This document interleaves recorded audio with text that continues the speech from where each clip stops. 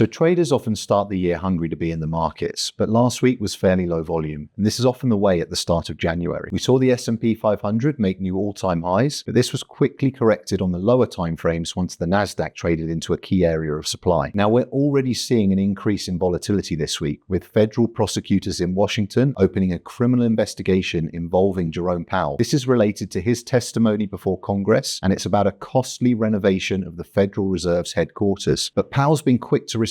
He says the threat of indictment is being used as a political pressure to lower interest rates more rapidly. So heading into this week, we've got some US data to watch, including CPI and PPI, which we'll take a look at more closely next week when we revisit. So let's hop onto the charts and see how things are shaping up. So looking at gold here, we can see that it's making new all-time highs through the Sunday open and into this morning. But price action was relatively subdued last week, and it did allow me to capitalize on some intraday opportunity. The difficulty for the retail trader is that when we make these new all-time highs and we look left, there is no reference point, so it becomes difficult to trade. Where do we go from here? So now with gold above $4,600 an ounce, we can see there is heightened concerns around US monetary policy, as well as these escalating tensions in the Middle East. Silver and platinum are also following suit with strong rallies into the open last night, and precious metals are largely reflecting rising risk premiums. So what's coming this week? Well, major US bank earnings will shape sentiment, and markets are closely watching the Powell tensions. If we go back to Friday, we can see that there was indecision on NFP again. We pushed into this clear daily area of demand, and actually if we look at the Dixie at the same time, we pushed into a clear area of daily supply. But the difficulty with NFP as of late is that the new figures come out as well as revisions from the previous figures, and the market is often left very confused.